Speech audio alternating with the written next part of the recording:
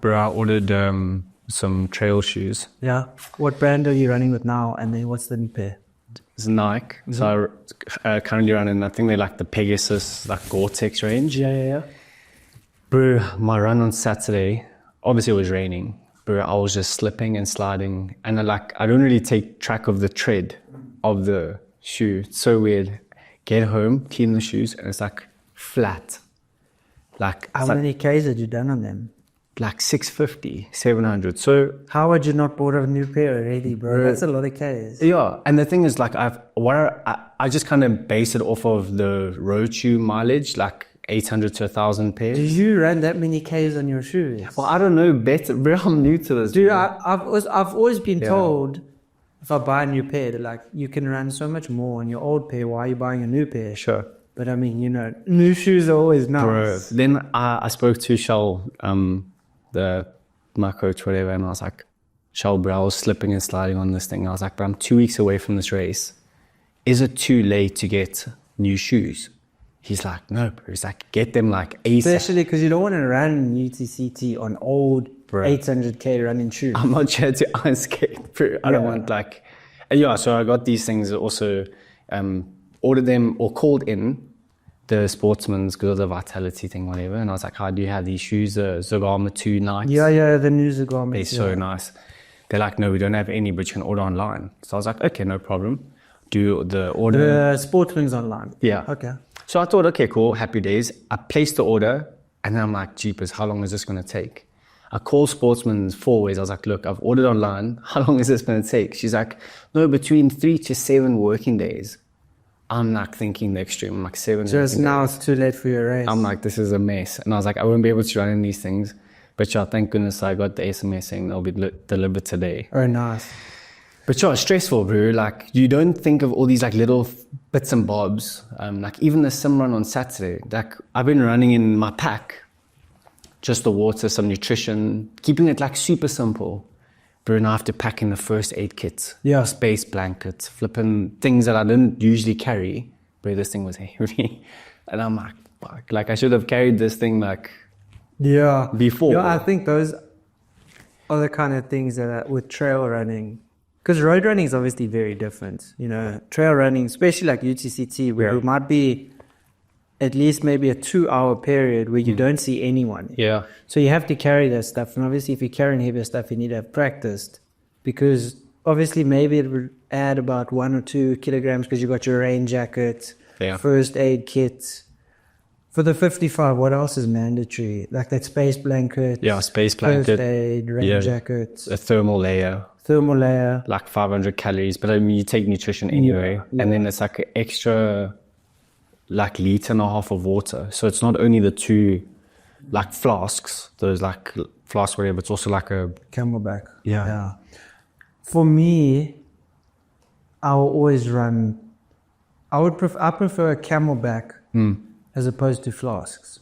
But I guess also if you're having like rehydrate or a carb drink, obviously you don't want to put that in your Camelback. Camelback's pretty much just water. Just water. And then the flasks are obviously the liquids with sugar and all of that kind of stuff in it. But so what nutrition have you done? Yo, bro, I'll be honest, it's been a big experiment, bro. So must have been like 6 months ago, I got really bad kidney stones. I must apologize if I'm swallowing this and the mic's picking it up. It's right by my throat. Anything. It's probably literally sounding like a bro. It is what it is. ASMR. Yeah, dude, it's nice coffee. So if you guys can hear it go down. Highly recommend it. No, so I had really bad kidney stones, bro. I had 4 ops in close on 2 months to break down stones. And it was from, funny enough, creatine, of all things. Like my nutrition's generally quite good.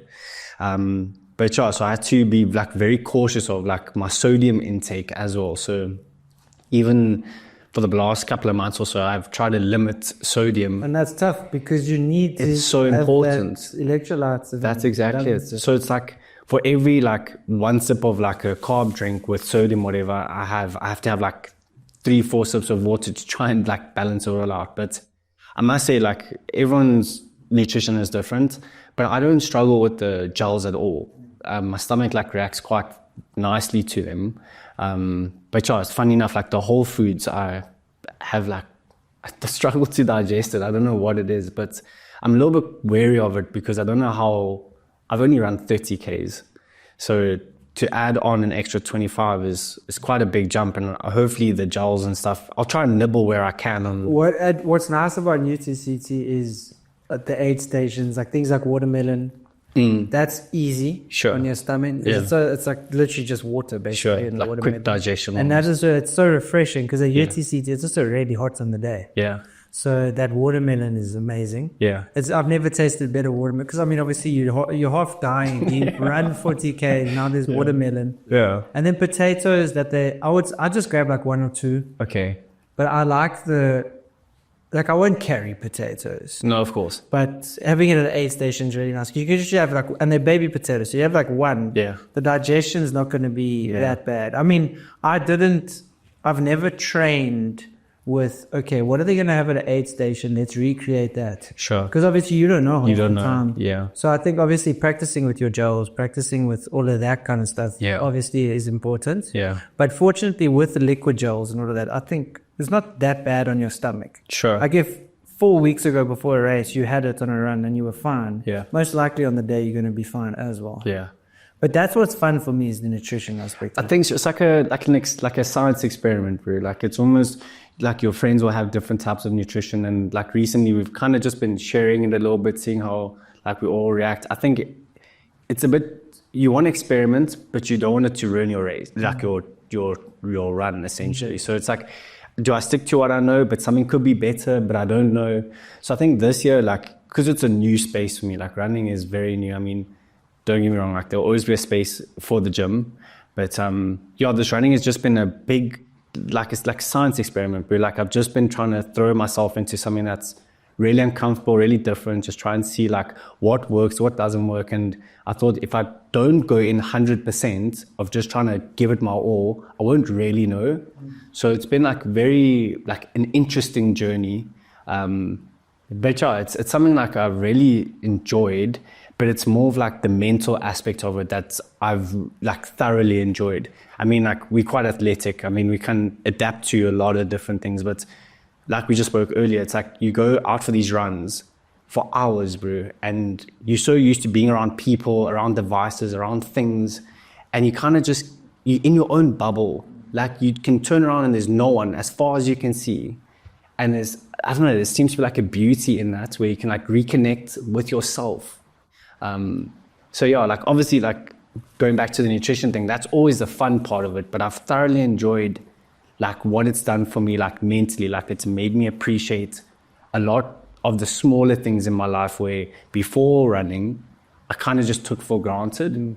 I don't know if that makes sense. I think that's also the age that you've come to. Possibly, yeah. I mean, most people would say, obviously, I mean, if you look at what a midlife crisis is, statistically, it's actually 35. Okay. But I think everyone pretty much after 25 has like an existential crisis. And I know for absolute fact that I also had one where, I'm trying to think, I think it's Nikola Tesla has a quote where it's the first half of your life is building up your ego. Sure. And then the second half of your life is destroying it. Yeah. So it's kind of like that as well, where the first 25 years, roughly, I would say, maybe 24 for me, it was, I would actually say accurately, probably the first 26. You're in that space where it's just, I want to accumulate stuff. I want to make as much money as possible. I want to have the nicest house. I want to, have X, Y, and Z so the world can perceive me in a certain way. Really and then once you get a little bit older, and we at that time where we realize like, oh, actually, life is very short. I could die tomorrow. Yeah. My partner could die tomorrow. My parents, they can easily, even more so, the older you get, the greater possibility and probability of death is. But I mean, even at a young age, there's a massive probability of death. And I think you realize that. And then you see, well, I'm going to die. Yeah. Maybe 30 people even remember me after I'm dead. Like, what's the point of trying to just accumulate? Yeah. And I think that's what's nice about the trail running and the cycling for me is the nature. Yeah. And it actually builds you and helps you become more present Yeah. in the moment, and it forcefully puts you there because you know, while you're running and while you're trying to climb up this massive mountain, while you running on lion's head, the work stress doesn't matter. Yeah. How much money is in your bank account actually doesn't matter because your heart rate's like 170 and you're trying to climb this mountain. Just trying to survive. No, you're just trying to survive. Yeah. And I think that's very important to have those times to almost punctuate pursuits by doing difficult things to humble you. I mean, especially just being in the mountains. How humbling is it? Right. Being this little dude on a mountain where the mountain doesn't care about you. I think that's another thing, bro. I mean, like, I'm not afraid of hard. You're not afraid of hard. And I think it's just, I also found myself becoming too comfortable in like my day-to-day routine and what I was doing and this and that. And yeah, I just thought if I can do something that's hard, it stimulates me in a different way than just waking up, going to work, go to the gym, coming home. Like, it's just this like rabbit wheel, or what's it called? Like a The Buddhists will call that samsara, bro, where it's literally just a like cycle of repeating the same pattern. 100%, boo. So it's also just nice to, like, I don't know, get uncomfortable again and just do something that is hard and wake up early and just, I don't know, get stuck in. And yeah, I think that also leans across to like the company you keep type thing. There's also some friendships that are no longer really, not that, nothing against those people or whatever, but they it's just might not align where you want to go. and yeah, again, like there's always love and stuff there, but it's just like eventually you have to look at certain people in your life and be like, actually, hold on, I'm still like stagnant. Like I need something to, or someone, or a few things. And I know you shouldn't really get it from other people, like it should be from yourself type thing. But I found like that was also a big pivotal point. Like I was just looking at the groups around me and thinking, jeepers, like they don't serve what I would like to do or where I would like to go. And not to say I know where I'm going and I'm like super comfortable or content. I'm always learning and growing and making mistakes and whatever. But yeah, I think this year's also just been about like simplifying, like keeping things very basic, like not overextending myself, not trying to throw myself out to crazy different things. I'm a lot happier to say no to certain things, whereas before it was like, yeah, let's go do this or let's go do that. And by the time like Sunday rolls around, you're so like fatigued and you haven't given your loved ones the attention that you would like to give them because your battery's so empty. And I think it's also, you mentioned not that you should get things from other people, but I often need motivation from other people.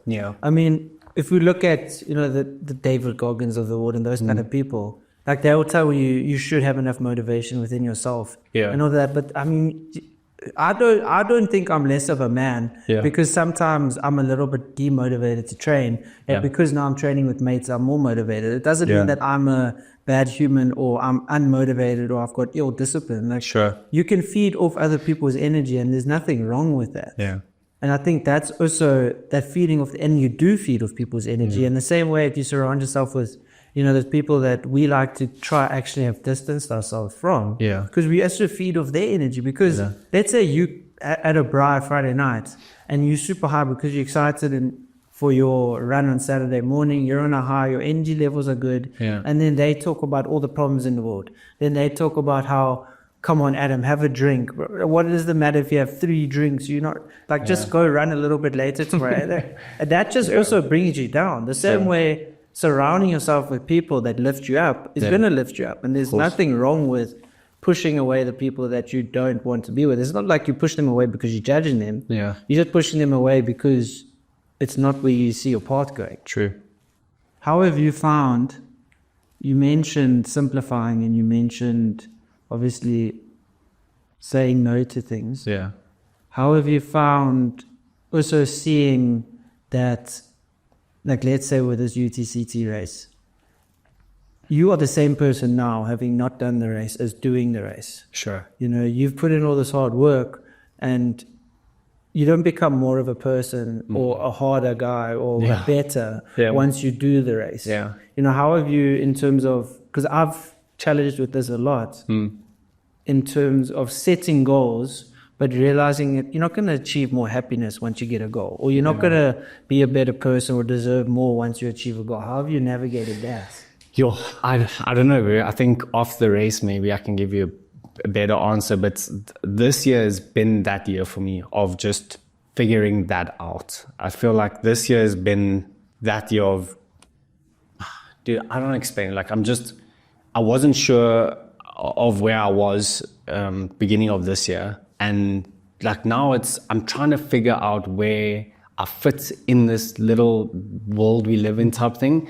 But I think that's also something that's going to be every single year, every single 100%. day. It's never something that you actually figure out. And 100%, bro. I think it's I don't know, just getting, like I said, getting uncomfortable and just pursuing something that is challenging to me and just doing it with people that are also uncomfortable.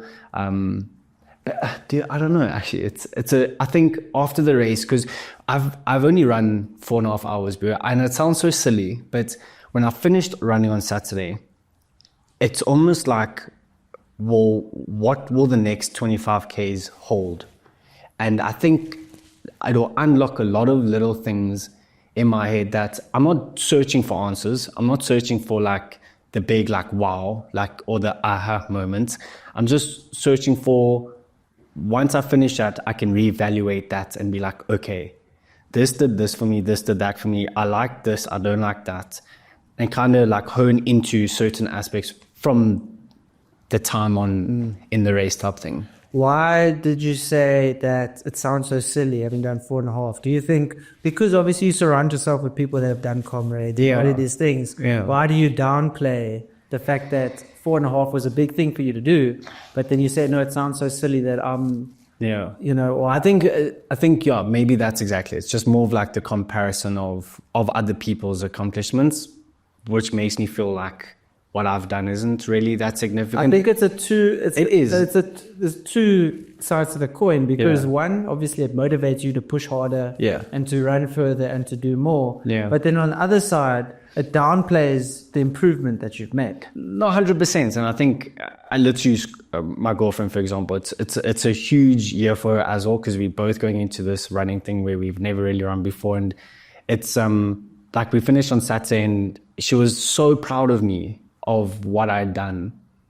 And I couldn't connect that because I was like, but this is only half of my race type thing. I'm struggling to make that connect, but it's like, I can see how happy she is for me. And she ran her longest time on legs, whatever. And I was so proud of her. And it's almost like same thing for her as it was for me. It's like, the job's not finished. So I'm still proud of myself, don't get me wrong. And I know she is as well. It's just more of like, we still work to do. Yeah, I think the work will never really be done. Like, it'll never be finished ever. And I think I like that portion of it, because after this race, it's like going back to the drawing board and saying, well, let's get uncomfortable again. If I separate my home life to this running, for example, and my work life, it all has its own place. I'm happy to be comfortable, content, loving, and caring at home. I'm happy to work long hours, get to work, and be a little bit selfish with my 9 to 5, so to say. And I'm happy to be extremely uncomfortable, like consistently uncomfortable in this little thing, because I feel like that's the only thing where I can actually just stay uncomfortable. I can't get uncomfortable, and it's easier to get uncomfortable in a run as opposed to getting uncomfortable at work. Like or my relationship, you know what I mean? Yeah. You know what I mean? Like, I think that's where I've tried to put running. If I can, I feel like that's the best way I can explain it. And yeah, I think once you finish this race, I think Chris and I will go back to the drawing board and say, well, that was crazy. Like, I felt uncomfortable. We worked hard. What's next? And I think that's where, like, we want to keep challenging ourselves, and we are young. We don't have kids. Why not? Like, let's do it until we are at that stage. Although maybe not able to. You know what I mean? Yeah. So, yeah. That's a challenge that I've also faced. Because you mentioned saying how Kirst was proud of you, and you was that disconnect of you not really like, you're like, well, it's cool, but like there's more to do, or I need to do double this on race day, whatever. And that's always been a challenge for me, was you achieve something, you do something, people around you might be like, well done. But because you have high standards for yourself, you almost don't want to allow yourself to be like, okay, yo, actually that is really good. Yeah, like tap yourself on the back. Tap yourself on the back because you know you could have done more, you know you can do more, you know you want to do more. Yeah. But also it's a challenge because by being proud of yourself, it doesn't mean you're going to stop working. And that's always where I've had to try and navigate was, you know, you do something, this grows, there's improvement here, but you don't want to acknowledge it because I feel if I acknowledge the progress I've made, then I might get comfortable, complacent, 100%. Dude, yeah, I could not agree more with that, bro. I think that's the thing I'm scared of doing. And I think it sometimes seeps into into my personal relationship where I often say to Chris, like, I don't want to get comfortable. I want us to keep pushing the boundary. I want us to strive to buy that home, strive for you to get your doctorate in psychology or whatever. And sometimes it's really hard. And like I said, I try and break it up. It does sometimes flow in between, and it's really just trying to manage the expectations. Like, I often forget, like, we are just humans. Like, we're not going to get it perfectly right the whole time. We will make mistakes. Like, there are certain things where Kirsch will say to me, whatever. And I'm like, I don't have the capacity for that because there's other things that I need to be worrying about or whatever. What I'm trying to say is like, whereas if I push it back into this box, the running box, of the uncomfortable box, and it doesn't have to be running. I mean, we spoke about swimming mid-mar, for example. Like, that's uncomfortable for me. I can't swim, but I'll figure it out, and we can figure it out or whatever. And I think, yeah, I'm grateful to be in a situation where I'm able to do these things. I think there are a lot of people that aren't able to do these things, whether they have like a physical illness or disability or whatever. And I think I revert back to that quite a bit. If I'm honest, I really do. I think about the people who can't run, who aren't here anymore. I don't know. It's like I run for the people that aren't here anymore. And I'm like, not to say I'm trying to make them proud or whatever, but you almost understand that you're very fortunate. You're in a fortunate position where you can run. Yeah. So, and you obviously love it, and you get to spend time with people. So why wouldn't you do it? Just because it's a little bit difficult. Then exactly. That's difficult. Last night I've never really thought about it like this. Yeah. But this girl said to me, she's like, moderation is key, even moderation. So it made me think yes, you do need moderation. So you can't always be training for ultras, and you can't do that 24/7. Yeah. Because then your love life will suffer, then work will suffer, all of these things will suffer. Yeah. So it made me think, okay, there's stages and a season to push really hard in this. Mm-hmm. But if you're constantly trying to have moderation, then because you have moderation, everything's pretty average. Sure. So even moderation in moderation. So maybe 12 weeks you push for the race. Yeah. Most of your time and effort and energy and thought process goes towards the race. Still obviously allocating enough time for relationships and stuff. Yeah. And that's where you have less moderation. Yeah. So you're moderating the moderation. Yeah. And then you bring in moderation with everything once you've maybe done the race. Yeah. Then once you've done that, then I need to pick up swimming. Yeah. Then maybe, it's quiet at work because it's December holidays or whatever. Yeah. Then you can have less moderation. So you have to go through moderation and moderation in moderation and have times and seasons of pushing really hard. And I think also, like we also get mentioned earlier, like when we were younger, we had time. We had so much time. Our minds were free.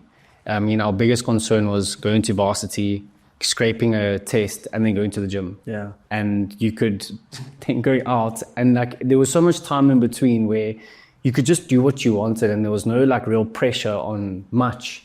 So like you could look your best, you could feel your best. I mean, you spend as much time as you wanted with your friends and whatever. Whereas like as you get older, there isn't that much time to do so. And I think it's also about being a little bit selfish, but in like moderation, again, I guess. Like, again, just trying to like open the box, climb in the box, work in the box, getting out, closing that one, opening the next one type thing. And I think I've struggled to let go of that side of being a little bit younger and just being like wholeheartedly driven into something. And I'm in a very like serious relationship, and it's really, I do struggle with like the ability to like take myself out and put myself back in and whatever. But it comes as part of life, bro, and I like that. I think it's all a big journey, and I'm excited to be like in the space with myself and with Kirst, whatever. So yeah, I think that's just a massive thing is you can't figure life out. Yeah. You know, if we look at our parents, if we look at adults, if we look at teachers, when we were young, we used to look at them like, oh, they've got it all sorted, they've got it all together. True. Then you have this adult who's maybe works in your business or whatever, as an example, Sure. and he's exceptionally immature. Yeah. And it's, okay, if I was younger, I would have seen that he's making money, he's got a wife, he's got kids. That means he's got it all together. Sure. And then the older you get, you realize that there's adults, yes, maybe they're 40 years old, but they're emotionally 12 years old. Sure. Then you get, and then it's like just, there's so much that you realize once you get older that you overlooked when you were younger. Yeah. And I think as we get older, and what I've tried to do is not to try figure everything out. Sure. Because I've always tried to, everything I do has to be 100%. Everything has to be right. Not that I always do it right, obviously. But everything needs to be tip-top, in order. I need to be in shape. The business needs to be super successful. I need to be perceived as a... And it's just all of these things just add so much pressure that you actually then can never live up. And then you think bad of yourself. And then you think and compare. It's just a terrible cycle of trying to be the best, constantly being the best. And then you see yourself not being the best. So then you work harder, then you burn out. Yeah. And it's like, it's just, okay, cool. I've got these goals, but then you need to understand you're training for this. Okay. Maybe I'm going to not be able to work later at night. Okay. We finished the race. Now, Kirst and I are going on holiday. We need to really spend valuable time together. Yeah. So it's just understanding that you can't have everything you wanted. Like, things are difficult, and you just got to accept that there's no way that everything is going to always just be perfect and work out. And bro, life happens, bro. Yeah. Things happen, and you just have to adjust. And It's exceptionally unpredictable. 100%, bro. And I think you can only control what you can. And the things you can't, you just have to let them be. And yeah, that's what's cool about life. It's very scary. It's very daunting. I think as you're getting older, it's very challenging to navigate it. But it's exciting at the same time. The challenge is cool. It's fun that some days I'm happier, some days I'm not. Some days something doesn't stress me out, some days it does. Because the same way you can't have an inside of the room without an outside of the room. Nothing can exist inside if there's no outside. Sure. You can't have a back without a front. Yeah. There's, polarities to things. Yeah. So if you were always happy, you wouldn't always be happy. Yeah. To be happy, that means you have to be unhappy. To be rich, that means it needs to be poor. So you have to have difficulties with times of ease. And that's just the way life works. And I think it's an awesome thing, because the fact that things can be bad, when they're good, they're really good. Sure. And it makes you appreciate when they're good. Yeah. Now, 2 weeks, bro. What is it? 2 weeks. 2 weeks, bro. Next week, Friday. Yeah, not Friday. Yeah, next week, Friday. So, it is a Friday. It's Friday, yeah. It's a Friday. It's very cool, bro. It's something exciting, I guess. We're going out with a few mates who've done it before. So it does help. There's actually a big group of us from Natural, which is really cool. So we're all going to make a mission now together. But yeah, I think what is nice is obviously running as a community, but we also kind of, again, this is also something that Kirst and I were chatting about. It's like, it's also hard, like you train as a community, but you run as an individual. And it's quite cool how everyone is like silently aware that everyone's just running their own race, and like it's okay to do your own thing, and that no one's expecting you to run with them, which I think is really nice. Like there's no pressure amongst the guys and girls to run together, like to start and finish. So yeah, I think it also shows like everyone's training is very different. And yeah, I think that is going to be quite challenging as well, because most of our training runs are all as a group.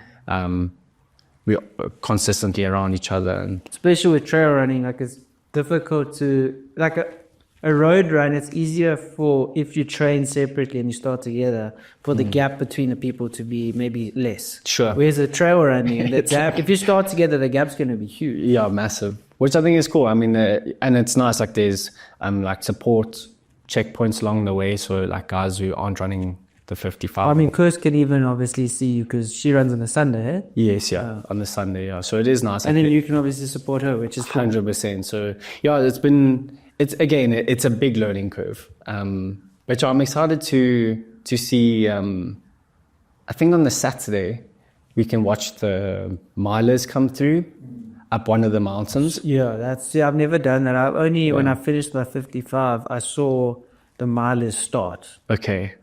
And then apparently it's very cool. Apparently you go quite early on the Saturday and like they ring the bells. Yeah, I've seen this video. Also in like cow suits. Crazy. Is that a goal of yours? I don't know. I try not to set like weirdly big things like too far. Why live and think about that? I mean, in 2 weeks you do this. Like, let's just. I'm trying to keep it as simple, and that's it. I can't. I don't really have the capacity, I think, to be thinking about. But the moment you're finishing, I'm like, okay, I think so. Let's do an 80. Yeah, it's crazy. Like it's actually quite a funny story. One of the bigger reasons why I'm actually running this race is so my good mate Matt. We were having a braai end of last year. Having a few beers and having a chat and having a braai was really like wholesome as per usual. And we said to each other, like, we need to do something hard. And so we started initiating this conversation, whatever. And I said to him, like, what is your hard? And he looked at me, he's like, I don't know.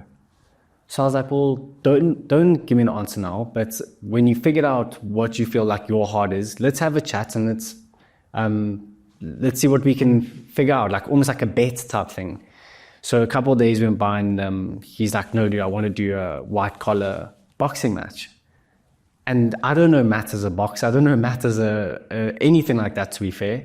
And I was like, dude, that's so cool. So I was like, well, I want to run the 55. You do the boxing match. And we shook on it. And whoever bailed out of their side of the deal had to pay for the other person's camp or training block. And so this whole year, it's also been quite cool. Like, you have accountability with yourself, but also with someone else to make sure you don't like bomb out of this like agreement, which I think it's been really cool as well. And it's been really nice to have like external motivation. Yeah. I agree. And it's a weird one. But I've seen people say on social media, like, never tell the world your moves or whatever, like don't tell people what you're doing, like show them what you've done or whatever. But if I'm training for something, it's cool, like on social media, to post a thing about 12 weeks until UTCT or whatever, just did our first 21 in Hearties, started for the next 10 weeks or whatever. That's also okay. I've put it out there in the world that I'm doing this.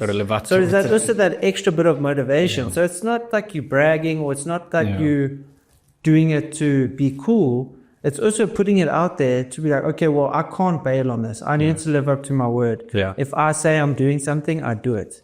So putting on social media or having that accountability partner, I think is really important. So I think it's also like I think it will be finishing. So he did his boxing match last week. A very cool experience, by the way. I've never been to like a white collar event. It's at Lock, Stock and Barrel of all places. Something you'd do or not? No, I don't know. I don't think so. But again, I don't know. Maybe. I think, again, let's finish. Let's see where you are. It's been 3 years. Like, you never. Let's finish this race again, then take a couple of weeks and like have a reset and. It's a cool challenge, going into December because you're really fit. And you don't want this training to stop. And if you go away, it's nice to be fit and going and doing a 21 on the beach as opposed to being unfit and doing 10 or whatever. Yeah, fair enough. And yourself? What's keeping JC going? Bro, in terms of activity, fitness? I'm enjoying High Rocks a lot. Okay. I've also stopped looking at it as I need to do something hectic. Okay. As opposed to just doing what I love. So I'm really enjoying High Rocks. So it's okay, let's push as hard as I can. And because my partner at High Rocks, we want to qualify for Worlds. Okay. So that's our goal for in March. The 1st of March is the High Rocks South Africa. Okay. In Joburg. And then in May would be Worlds. So the goal is just to qualify for Worlds, and then we'll go to Chicago in America. That's very so cool. That in the short, no, I wouldn't say short term. March feels very far away, even though it's actually like 4 months. Says you're in a Which blend, is you're mad. in March, yeah. So that's kind of where my training is going. Okay. But also I need to understand that our personalities and our interests are in constant change. So my interest for running is still there, but it has died down. Okay. So I mustn't think that, oh, I'm being weak because now I don't want to run a miler. Sure. But I've got a different interest. That doesn't mean I'm weak or I'm putting something off. But also I know the more you run, the more you start to enjoy it. So because my running is tapered down and maybe my cycling is up and high rocks is up, that's maybe why I'm not enjoying running as much, because I'm doing it less. So I do know the more I run, the more I start to love running. Sure. But I'm really loving cycling and I'm really loving the high rocks training. Yeah. So I mustn't look at it and be like, but Jesse, you're more of a runner than anything. It's like, who says I'm more of a runner than anything? I can define myself. I don't have to base decisions on what I was. Like that's also something with bodybuilding. Sure. It's like I identified as a bodybuilder. When I was running a lot more, I was starting to identify myself as a runner. Yeah. And then when you don't live up to your own identification, you feel like you're less of a person, or you feel like there's something wrong with you. Do you think people like start to, because obviously, I mean, as long as I've known you, you've been seen as like a bodybuilder, and a lot of like the youngsters coming in, like obviously see you as that figure. Like, was there like a pushback at all from like any type of social media type thing when you started transitioning, or did you find people who follow you were also transitioning into that? Because I'll be honest, like you had a big influence on me running this thing. Thanks, not that like we've spoken about it, but just to like your YouTube channel, we're like clicking on that, watching it, and like following your race last year. I was like, this is really cool as well. Like this is something that I really could see myself enjoying. So do you think like your audience has pivoted with you a little bit, or do you think it's not really associated at all? How does that affect you really? When I stopped bodybuilding, definitely the interest in terms of the type of people that were following me kind of died down, because people were following me for bodybuilding. Sure. And they were following me for gym style training. I started maybe posting more running and cycling stuff.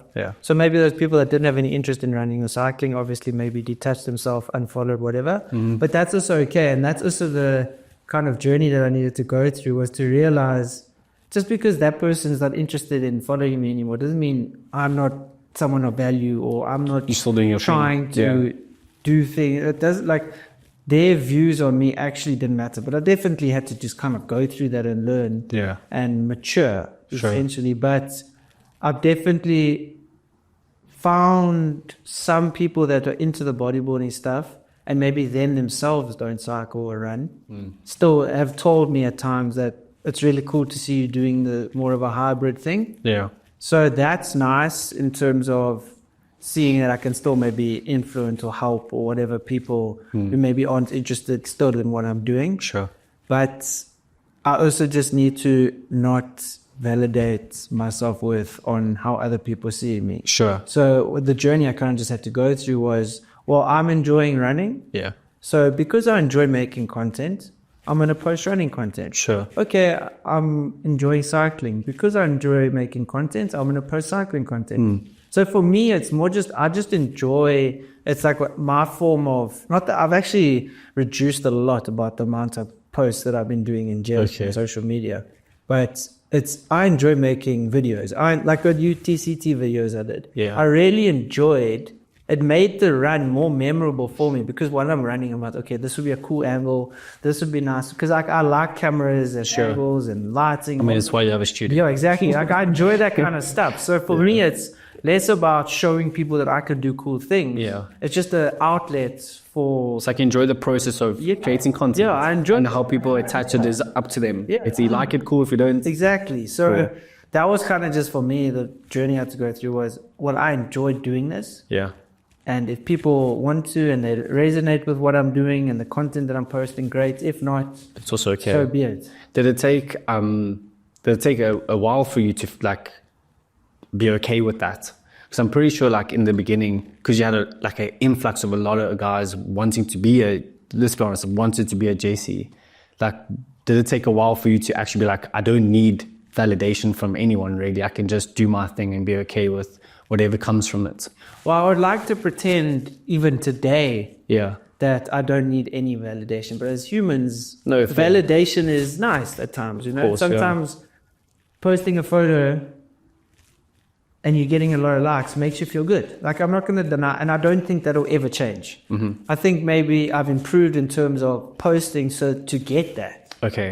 So maybe previously it was an outlet of, oh, I'm feeling a little bit down. Let's get some validation. Okay. Let's get some a dopamine hit. Sure, you know? So sure. I've improved from that.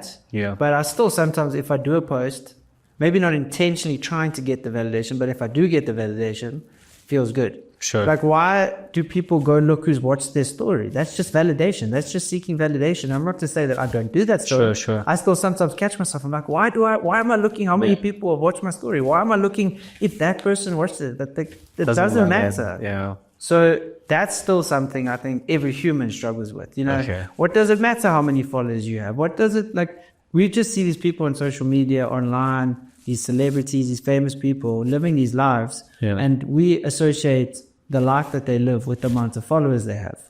And because of that, we try then also get more likes and get Sure. follow. And it's just a terrible cycle. So that's something that I would say this year especially has helped me a lot. Whereas like last year, I always used to see my social media as a business. Okay. And I've tried to get away from that, because then you start seeing, like, I don't want to see myself as a business. I just think that's a bit toxic. And some people, you know, for them, if it's not toxic for them, great. Sure. But for me, I was always validating posting a lot on social media, because I'm like, no, this is going to help me get sponsors, or this is going to help me make more money. Yeah. And in turn, because I was trying to make more money or get more followers, my personal well-being was just decreasing, because if I didn't feel like running and I was actually too sore or whatever, I'd be like, no, I still need to work out on Strava, or I still need to post that video on YouTube. It's like, I'm doing these things for other people. Yeah. I'm doing this for the world. Like, why can't I do something for myself? Sure. When that video is uploaded, I'm still there by myself. You're still there in your own skin, in your own head. Like, you've got to start doing things more for yourself. Sure. And I think also saying doing more things for yourself doesn't mean lying on the couch and eating chips and watching TV. But it's, am I doing this? Do I have an interest in this because I actually have a passion for it? Or is it because people think I'm a bodybuilder? People think I should have bigger muscles or whatever. Yeah. So I think that for me was just getting past that, almost that fear of what are people going to think of me? Yeah. And I would say maybe like 2 or 3 years actually, like it was a journey, like it wasn't constantly on my mind, but it was a journey of just, and I think I still suffer from thinking, what do people think of me? I mean, what human doesn't think about how other people perceive them? Yeah. But it's just kind of getting away from that and finding my own self-worth in, when I look in the mirror, am I happy? When I'm alone, am I happy? Not about my happiness is validated by other people. Yeah. Interesting, eh?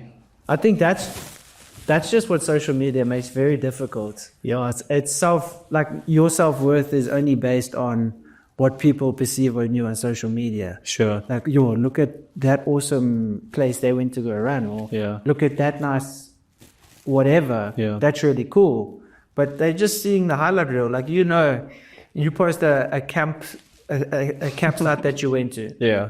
Of your tent or whatever. Yeah. And people are like, yo, bro, that looks so nice. Look at that backdrop. But 10 minutes before that, you're in a massive fight with Kirsten. Yeah. And it was actually not that pleasant to be there. Sure. So it's like that. Very, very true. You see someone on social media posting something, you're like, oh, it looks amazing. Meanwhile, they took it alone just to get on the holiday. So I think it's also only a fraction of what really happens in real life. You often, like, sometimes think, if you had to take it all away, like, what relationships would we keep? And like, how much effort would we put with other people? How much effort would we put with for ourselves? Yeah.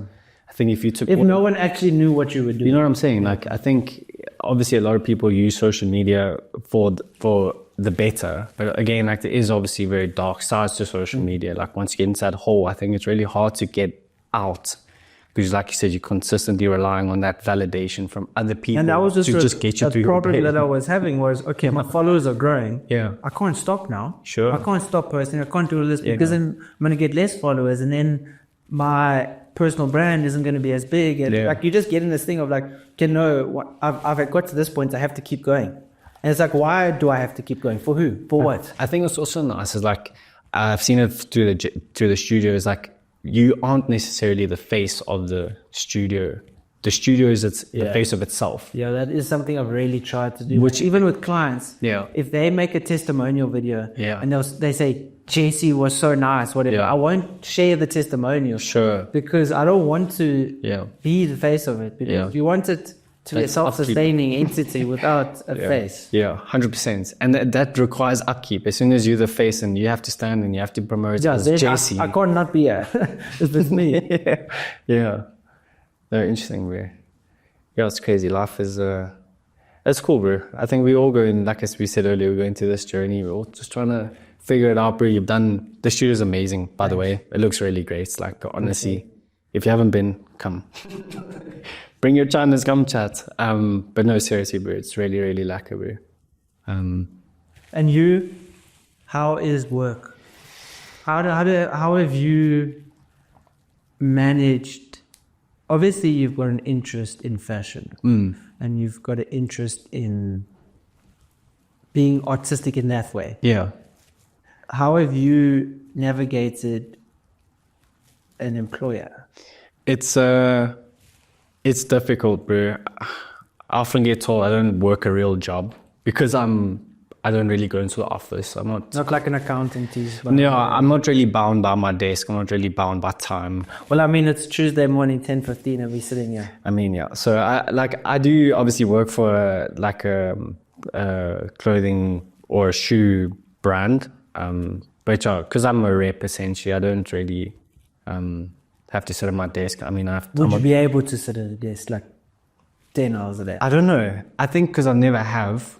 I don't know if I would. I think you haven't because of it not being where you want to go. Yeah. So I think you're just your personality, the same way I have it. Yeah. Personality type. Yeah. And you've kind of just gone towards the way that maybe resonates better with you. Yeah, I think obviously taking a lot of what I learned from gasoline has affected how I work today.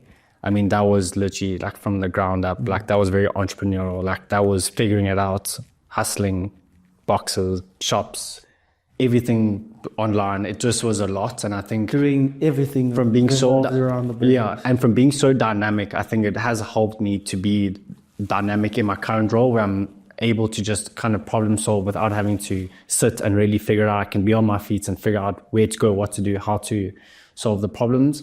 But yeah, I would be lying if I said I didn't want to go back into something of my own again. But yeah, again, I think it's just timing. Like I have a really good thing going with my current employer, so I also need to make it work, and I'm making it work. But I think in good time, I do want to start something else again. But yeah, obviously a lot would change. I would do it a lot of things very differently, a lot of things the same. But yeah, the right puzzle pieces just need to be in line before I start going on that adventure again. But yeah, I don't know, but working in 9 to 5, again, I think what does help is like it does create a lot of like stability. And I see that in some of my mates, and I think it's really cool. Like they have set work times, they're able to obviously structure themselves. You like risk or no? Yeah, I wouldn't have started gasoline if I didn't like risk type thing. It was very calculated, don't get me wrong. I didn't just throw stuff to the wall and see what's stuck type thing. But yeah, I do. But again, like we were saying earlier, as we're getting older, things are changing where I'm not as risky as I was before because I have More things can go wrong. I have more mouths to feed, Yeah. that type of thing, and I can't. I mean, I could, and I know it would sounds maybe a bit hectic, but I would make it work somehow. Yeah, we problem solvers. I think you can agree we both are very much problem solvers. So if everything had to fall away tomorrow, we would figure out a way to get to somewhere relatively quickly. I think that detachment, you need to have that detachment. Yeah. Because one, it makes you realize, okay, this can be gone like this. Yeah. Makes you appreciate it. Yeah. And then because there's great odds Yeah. that YouTube, okay, maybe not a high probability, but social media, there could be like no social media, whatever. Then my company is absolutely pointless. Yeah. Then it's taken away from me. So having that detachment, or load shedding gets really, really, really bad, and then I need to upgrade my inverters that I can't afford it, then I have less clients. So there's so much that can actually go wrong in business. Yeah. That being super attached to it Yeah. is like, there could be bad months, there could be good months. So having that detachment is not saying you don't care. Sure. It's okay, everything is impermanent. I understand things are impermanent. Yeah. I'm going to appreciate them when I have. Yeah. But if something does go wrong, you're understanding, and it's not the complete end of the world, and you can make changes to obviously recover from that. I think that's like being able to adapt quickly. I think like if you haven't been in this situation where you don't have to, I think it is quite hard for people to just adapt quickly, I think. And again, I take nothing away from people who work corporate 9 to 5. I think, like I said, it creates a lot of stability in households. Sometimes I wish I was that kind of person, because at time, obviously I know there's many challenges with having someone as your boss. I understand that. Yeah. But sometimes it is easier in the sense that you get told what to do, you have certain roles and responsibilities, and there's a set structure, you've got other people to lean on. Yeah. Obviously, maybe the more, as an entrepreneur, your corporation grows, you can obviously then have people to lean on. Yeah. But as an entrepreneur, as you've seen with gasoline, there was times where you had no one to lean on. It was all on you. Yeah. I think it's, you're 100% right. And like, you do just have to figure it out. Like, and again, you'll make some really good decisions that will really positively impact the business. And then you'll make some really horrible decisions by opening shops in Soweto, for example. Was that a bad decision? Yeah, it was a really bad decision. That was, I think we saw the potential growth of gasoline, and I think we just didn't have the systems and processes in place at the time. And I think it was a really hard pill to swallow, I think, because it just wasn't the right move. But again, like, you look back on it and you're like, well, that was a really hard lesson learned. Yeah, and it was something, at the end of it, was tough to go through, but you did learn from it. 100%. And you wouldn't have learned if you hadn't gone through it. 100%. So I think it's always like taking little lessons along the way from all of this. And like I said, in the future, if and when or whatever, it's more of like, you kind of make little mental notes of all these little things. And if it does have to come to fruition again, I know where to start, where not to go, how to deal with it. Would you go back in like fashion-y type stuff? Yes, yeah, I think so. I've seen through my current position that there's still like a massive market for brick and mortar. So having a physical store is massive, because I mean... But what type of... It would have to be a niche brand though. Yes, yeah. Because obviously, you didn't even go to sportsmen to get those shoes. No. Obviously, a sportsman still got paid for them, sure. But like with Take-A-Lot, with the studio buying hard drives, that's the biggest thing I've seen, far cheaper on Take-A-Lot. Okay. Got Incredible Connection, it's like 500 Rand more. Why am I going to go to Incredible Connection to get it? So there's certain things where, like on Take-A-Lot, there's so many items that are actually a lot cheaper than in the store. Yeah. So I think online shopping in that regard is... Obviously, maybe brick and mortar taking a knock, but if it's something super niche, I mean, look at Burnt.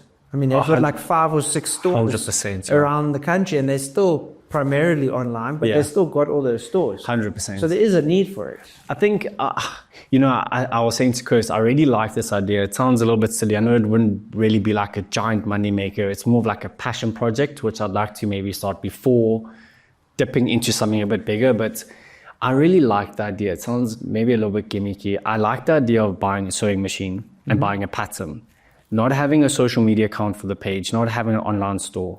I don't really know the ins and outs of it just yet, but having, so for example, you want a t-shirt, whatever. So I meet up with you, or you say, I want a t-shirt, I go get the pattern, or I make the pattern, I sew a t-shirt, but I put a small label on the outside of the top.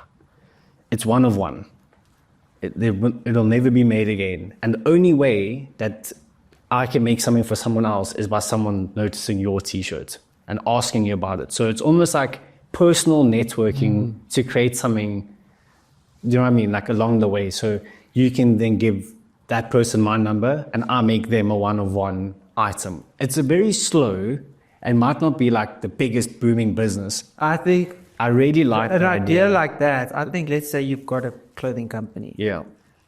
You've got bespoke T-shirts that maybe you make people with different patterns. Yeah. But the only way people can order is if they chat to someone that's got that particular one-on-one, and then you can make them one-on-one. So you've still got a different money-generating business, because I think if you start off with one T-shirt, the odds of it'll be maybe a bit more than maybe. Yes, but there's one a person. particular more customized service that you offer clients, Yeah. where only the people that chat to someone or see someone with that particular label, then like no one can say and DM you, hey, we want, you know, a customized solo item one-on-one. Yeah. The only way for people to be able to do that is then to see that person somewhere out and about. Yeah.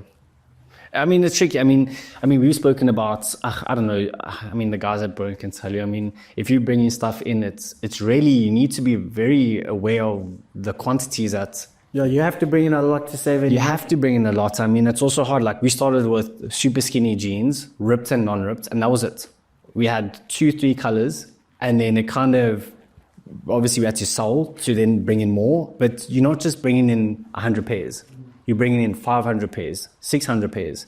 And some of these factories are non-negotiable. So if you don't like the minimums... Sometimes bringing in 100 costs more than bringing in 1,000. 100%. So it's always like, it is a really finicky industry, but once you break in and once you see obviously the till ringing, obviously it allows you freedom to start experimenting with caps, for example, or bucket hats. Or, isn't it fascinating though how skinny jeans aren't really a thing anymore? That's what's so interesting about fashion. It's so crazy, bro. Skinny jeans and ripped jeans are actually pretty much out of date. And you know what's crazy? Like, you'll probably find it, and we saw it very much like, or I see it now with the guys at Gasoline, it's very like influential on who wears it. Yeah. Not that it wasn't before, but now it's very influential because of how like the fashion industry, what I've seen is it's very like everyone's doing like the same thing. Like everyone is... It's very culture driven now. Yes, yeah. And I think if you compare like fast fashion jeans and cargos to obviously athleisure and stuff, obviously you take inspiration from different overseas brands or whatever. But like we find that I'm seeing with Gasoline, it's very much like if you put someone who's really influential in a pair of cargo jeans, for example, it does kind of pick up traction. But it's a weird one because then you also just need 10 guys, for example, or 20 guys to then buy those pair of cargos. And then, because the demographic for Gasoline is the guys, like the African guys type, you know what I'm saying? Like if they were like somewhat influential in their own little community, then their friends come in and buy. Yeah. So it's like, that's why the micro influencers is amazing. And I think that's it. Like, it's not so much about, oh, that looks cool, because I think that looks cool. But I mean, if there isn't someone influential willing to wear it, or it sounds a bit silly. I know it varies from, and obviously the quality of the garment does help a lot, like and the price of it and things like that. And it all just depends where you place your product in the market and how much you're willing to charge for it. I mean, I feel like Burn's got a really good avenue at the moment, because I think people are scared to go for that market because it's high end, it's pricey. Burnt isn't cheap. Sure. And they don't have sales. I think they have one sale a year. Yeah. On Black Friday, that's it. Yeah. And I think when you create that premium, it's like, it's clever. You know, it's like Sia Vita with cycling. Yeah. I mean, South African brand. 3,500, 4,000 rand for a pair of pants. Sure. That's expensive. You can go to First Ascent, maybe 1,500. Yeah, of course. We can go get cheaper ones. But when it's Sia Vita, it's like, okay, that's quality.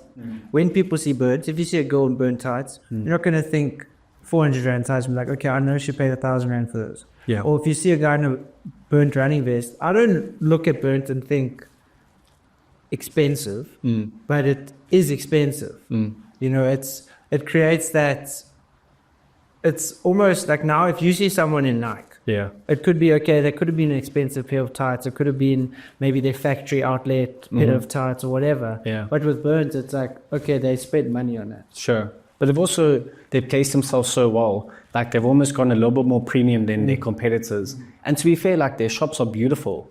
Like, you walk They do everything really well. And that's, I think, it helps you to sell your brand at a certain price. I mean, if you walked in Gasoline's Northgate store, it wasn't great.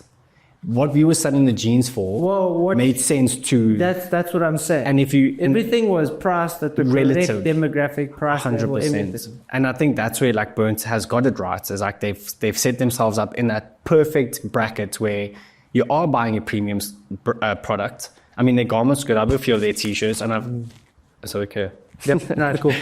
I've had it for like a year almost, their one t-shirt, and it washes well, it holds itself well, so you can afford to pay for that product. I mean, and also your customer retention will be better if you have a quality garment. I mean, if you're paying, I don't know what t-shirt was, 800 Rand or something, something like that. If it washed well, and if it washed terribly and it shrunk, I would never go back. I wouldn't suggest it to my friends. I mean, Coast has a couple of the tights and she loves them. So I think it is just investing into your product, and you can fetch higher prices if the garment is of a standard. Yeah, and it also shows in terms of what they've done is creating that community. The community that Burnt has created. Yeah, it's incredible to see how, you know, when you see someone with Burnt. Yeah.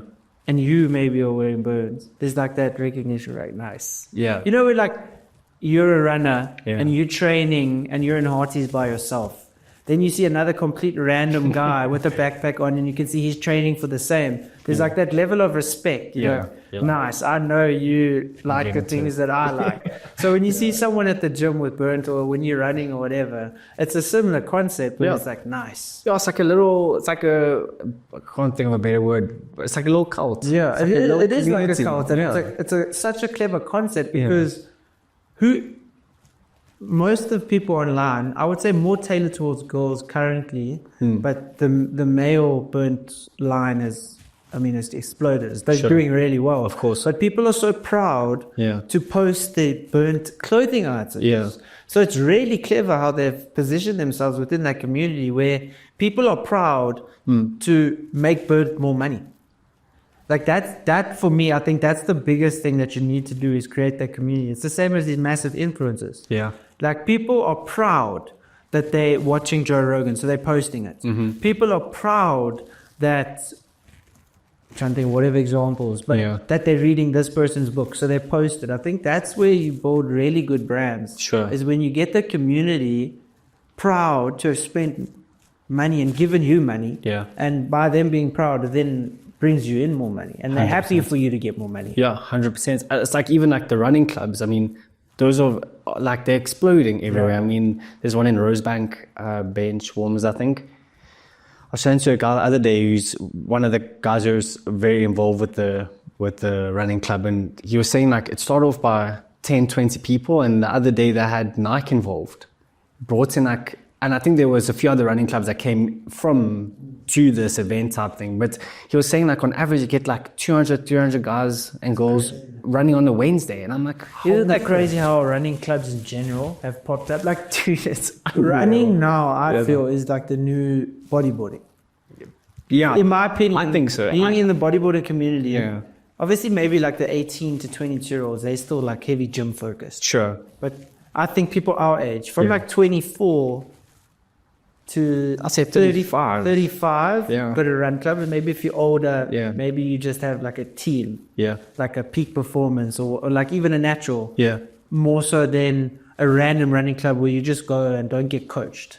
Like those kind of running clubs in general, even naturals obviously grown a lot. Yeah, sure. But those kind of running clubs, like the Burnt running club, you could obviously get plans if you wanted to, but most of the people are just going there because they want to be part of a community. Yeah. They want to be wearing the clothes, and it's just crazy how the running club scene has popped up. It's also, I was strolling through YouTube the other day, and I saw it was like the title was like post-run Afro house set. So I'm like, okay, click into this thing. It's the face of it's a coffee shop. Yeah. They've opened like the windows. There's a guy DJing, and there's like a whole jol happening at like 9 o'clock. Post-run.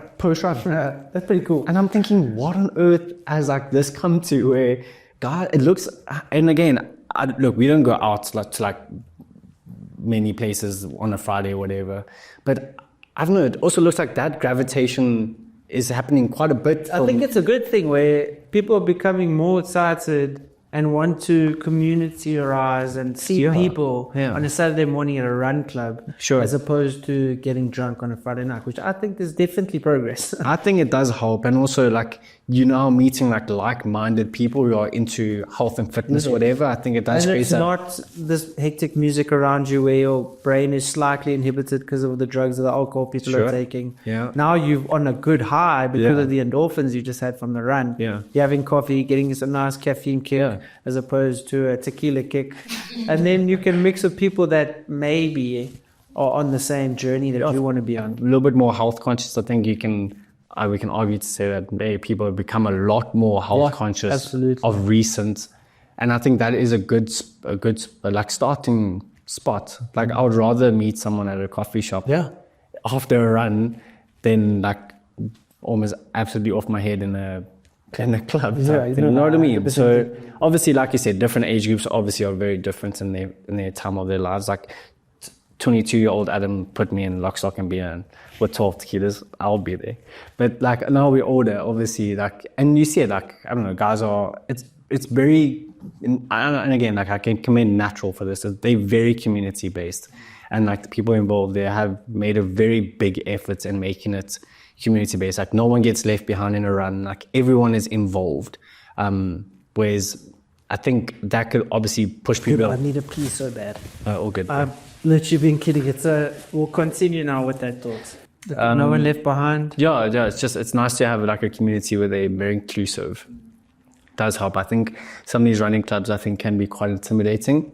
And I think, personally, I think before I started Natural, I was like, all these guys are super athletes. Like they're comrade runners, they're like ultra marathon runners. I'm like, this is so intense. But it's crazy. I think if you're not a runner going into that environment, it can be quite daunting.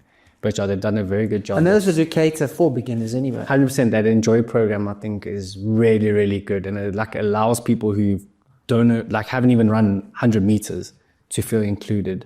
And obviously they try and bring them into like the community runs and stuff like that. And obviously you're hopping onto a program to get them to run a half marathon or whatever. So yeah, I think it's a nice space to be in, I think, for people at the moment. It's like, it's almost, and you see on social media, everyone is now, not everyone, but a fair few people are all like into running and health. See, that's also similar to Bird, where a successful running club does well because people are proud to post that they've done the runs with the community. So just in terms of brand building, it's to have your clients, your customers, whatever, proud to be a client of yours, to be part of your community and to post it. Yeah.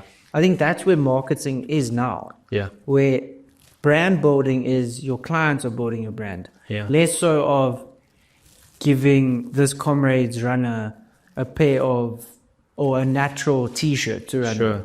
It's the 30 people on the Monday that came to your run, all wearing a shirt, posting it. That's each 30 of them then sharing it and going out. And because Adam posted it, Adam's friend, because he knows Adam personally, is going to trust Adam more and then come and join. As opposed to seeing this comrade runner wearing this shirt or this brand or whatever. Yeah. There's less trust there. I think also, it's more like personal. Yeah. Like I think, we were speaking about earlier, even with like engagement I see on like some podcasts or whatever. I mean, the ones that are guys chatting to their mates seem to have a lot more of that like intimate personal feel than these. Less interviewee. Less like bringing on like very still, like you don't really know the person, you just know of them through their achievements or whatever. And it's like, it is, obviously it's organic, don't get me wrong, it's very organic. Sometimes not. But it's like, like sometimes it can be like very question and answer. Yeah. And I think, again, I don't know, it is a tricky one, that one. Because you obviously want to know more about the person. But when it is like, what I've definitely seen, it's difficult to structure a conversation with someone that I don't know in a way that can be structured like this. Sure. So to not ask so how did you do this question, or so how do you feel about this? Yeah. To structure that, and that's like what Joe Rogan does so excellently. Yeah. Is the conversation he has with people, the person he says he's like met Donald Trump twice, and he does an interview with Donald Trump. Yeah. He seems as calm and collected as the scientist, and then he's as calm as he is with the MMA guys that they drink and smoke with. Sure. So I think it's just also experience and being a good interviewer is to be able to interweave with whoever you are with. But I think that's just experience. I think it can be like, it's also, I don't know, I was speaking to a friend about coming on yesterday, and he was like, well, how do you feel about it? I'm like, it's so crazy because we're such good mates and we've known each other for so long. But as soon as you sit in front of a camera, it does get a little with lights, it's like, it's not like, it's a little bit intimidating because you feel like every time I have to think about what I have to say. Not to say that I would answer differently if these weren't around. I understand. But it's more of like, I need to make sure that I'm on level par with making sure I speak right. Yeah. You kind of got that part right. I find while I'm talking, while I'm saying words, I'm thinking in my head, do these words make sense? But I'm thinking, does this make sense while I'm speaking? And then I'm thinking, how do I look on camera? And then you kind of just get in your own head. So I think because if I'm busy speaking and saying a sentence to you, but while I'm saying these words, I'm thinking, how does this sound? Yeah. You're trying to do two things at once as opposed to just having the conversation. Sure. So I've often found while I'm speaking, I'm like, okay, this is going to be a good reel. Yeah. And then it kind of ruins it. Okay. Because I'm thinking, okay, cool, this is something that I can clip. Okay. So do you speak often trying to like find something to clip? yeah. Okay. So sometimes I'll ask a question to tee someone up to give me something that I can It's clip. clever, yeah. But it doesn't always happen that well. Yeah. It's more the controversial stuff where it's easy. So you want to ask me something so you can clip something. No, I've got blank because I'm thinking people are watching me think. Yeah, they're probably thinking what are these oaks doing. Okay, so in closing, Yes. Jake Paul or Mike Tyson? Oh, bro. Yes, yeah. I watched it's that most valuable promotion. Is that Jake's? I think it's his company, yeah. I watched a little training clip of Tyson. Dude, man looks like a beast. I saw on Mike Man is like a Tyson's truck. Instagram. Bro. And this guy's arms and his close is like 68 or 55 or whatever. But look, I'm going to say something, and I apologize if I offend anyone here, but It's going to be a clip. I'm going to put it as a reel. I don't know how legitimate any of Jake Paul's ones have been. I'll be dead honest. Like, yes, he's fought some of the retired guys, Tyron Woodley, wada, Nate Diaz. You look at the knockouts and you think to yourself, oof, like that basketball player, Robinson, whatever his name is. And I'm like, that was hectic. Like, it just looks so extravagant and over the top. And look, the guys got better over time. Don't get me wrong. So let's say, okay, any of Jake's previous fights, there is a good possibility it could have been fixed, right? Okay. Do you think Mike Tyson, with his ego, would deliberately take a fall for money? No, not a chance. Okay, so then if Mike Tyson loses, it's a legit fight. That's a good question. Would Jake take the fall for money? I don't see that happening. He's got enough money. He doesn't need to take a fall for money. No, and I think the arc Jake has been on, he wants to get to the top. So that's why I think maybe previous fights have been rigged. But I can't see this one being rigged because whatever happens either way, Yeah. someone loses. Sure. Both people lose. Sure. So let's look at Jake.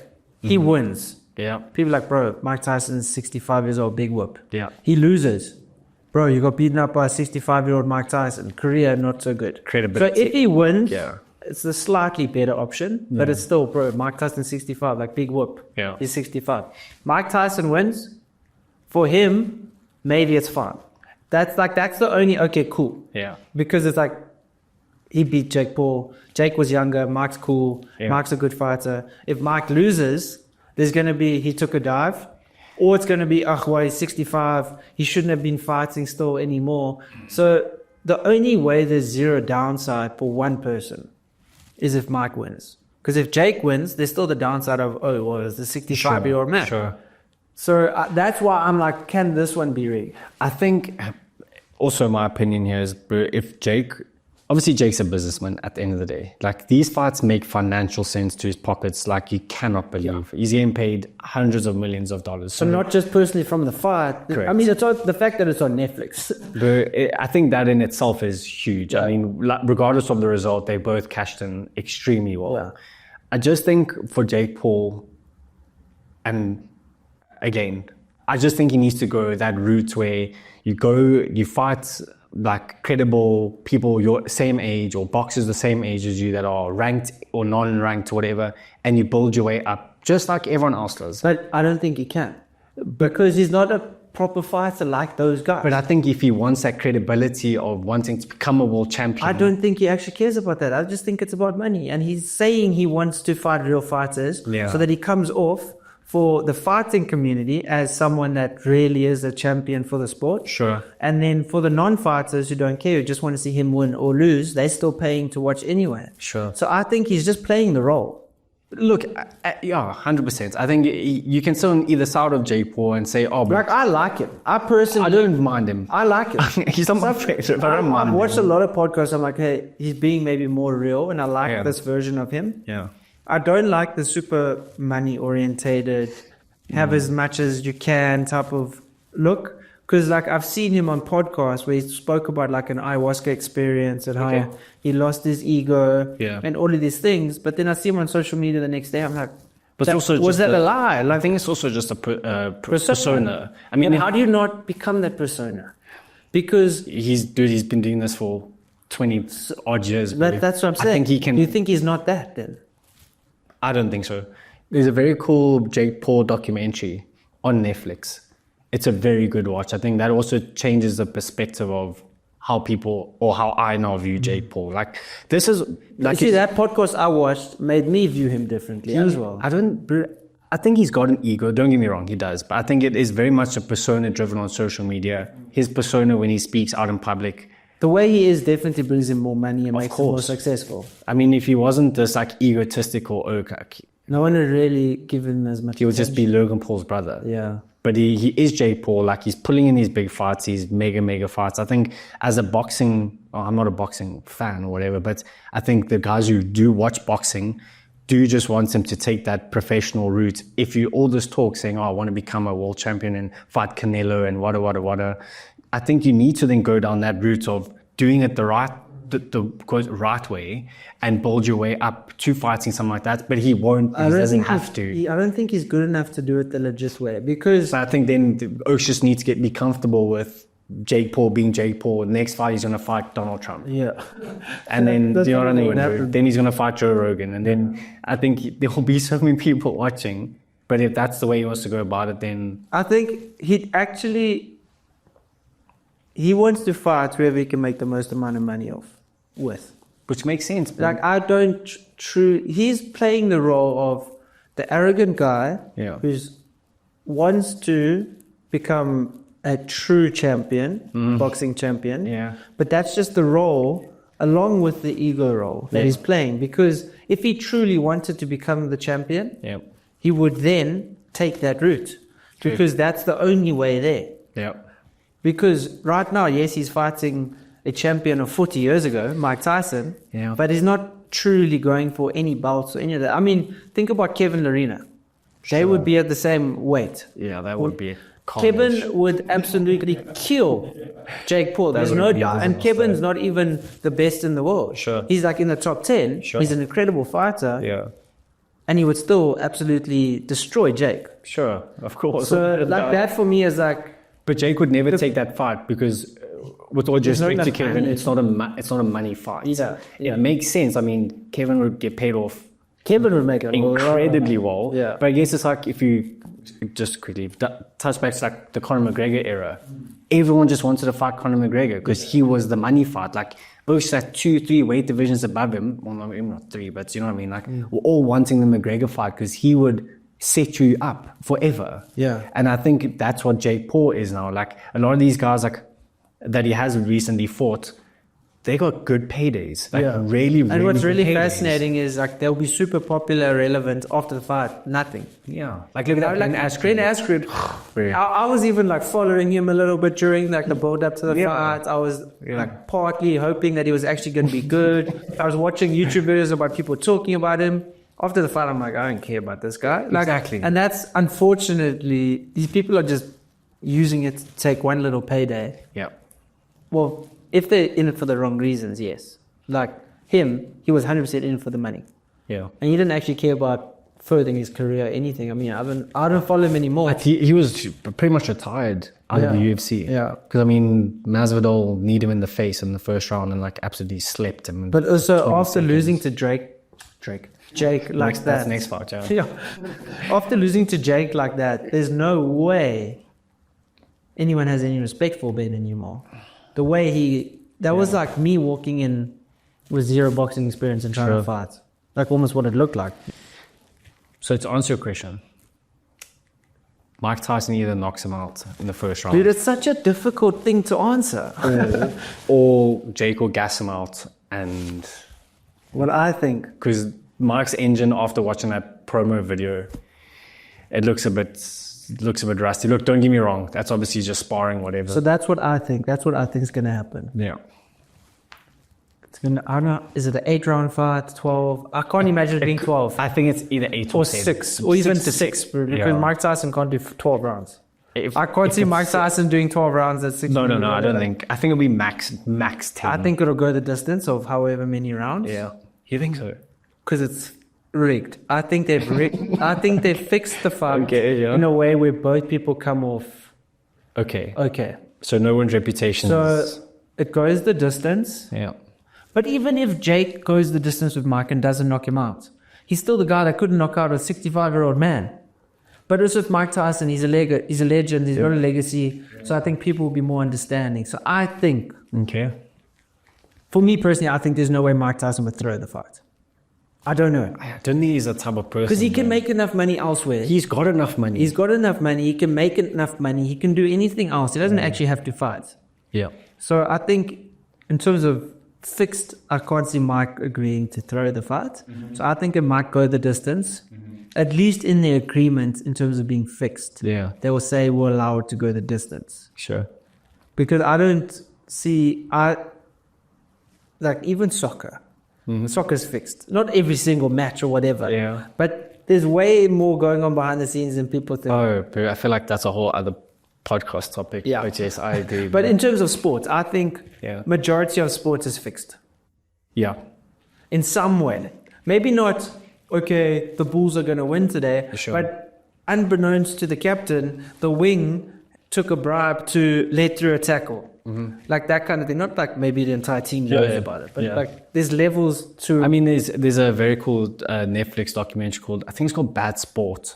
And under this Bad Sports umbrella, there's a few like little mini docu-series. They go through like the Hansi Cronje era with South African cricket, where like there was bribes going off and he was like asking Oaks in his own dressing room to like throw their wickets and whatever. And if you go out for less than 10, you'll get What is that movie? Hansi? Was it called Hansi? So this one's called Bad Sport. But there was a movie about it. I think so, yes, yeah. But then there's other ones that touch on like Juventus in Italy, the refs, Juve was paying off the refs to throw decisions and stuff. So in the 70s and 80s, it's... And those are like the biggest clubs in the world. So like massive, obviously they would be doing it. Yeah. But if they are doing it and getting away with it, yeah. Well, obviously they didn't get away with it. Yeah. But imagine what else has been done. I mean, in I think in world sport, there's always like these puppeteers who kind of pull the strings and all. Bro, when money is involved in the world, there's darkness. And there's hundreds and hundreds of millions of dollars that flow through. I mean, like this Qatar, this last World Cup, they say that was rigged almost. Like, why have it in one of the hottest flipping places on earth? It makes absolutely no sense. Like during December,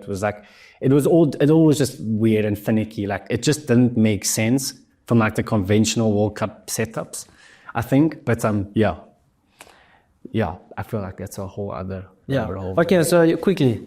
Okay. Jake or Mike? If it's just a simple answer, just because he's a legend, I want to say Mike, bro. Okay. And you? Dude, I want to say Jake. Okay. If it's not rigged, I think Jake would win. Not rigged. Not rigged. But how? How does he win? He'll knock Mike. You maybe not knock him out cold. Yeah. But he'll knock him down, and getting a lot of knocks like that to the head of almost a 70-year-old man. Yeah. So it's TKO. Jake by TKO. Look at Mike Tyson. He's still pretty cognizant. Like he's still clever enough to be functioning as a human. Yeah. But look at all the other boxers Dude, who Muhammad completely... Ali. Exactly. And Mike still, if he has been keeping up his training, let's say for the last 10 years and been sparring and stuff. Yeah. As he ages, the more knocks he gets, the more delirious he's going to be. So I think he's not going to be able to sustain 6 rounds of being hit. Yeah. If it doesn't knock Jake out, I can't. but does he have the punching power does Mike have the punching power that he used? Bro, yes, I think it does. I think he's still got punching power, but not the same. No. Yeah, no, obviously. But he still can knock someone He's out. got the dog in him. For still, sure, yeah. bro. Anyway, I guess Just wait and see. Wait and see. And thanks guys for watching, and Adam, thanks for joining me. Pleasure, my dude. Thanks for having me. Sweet.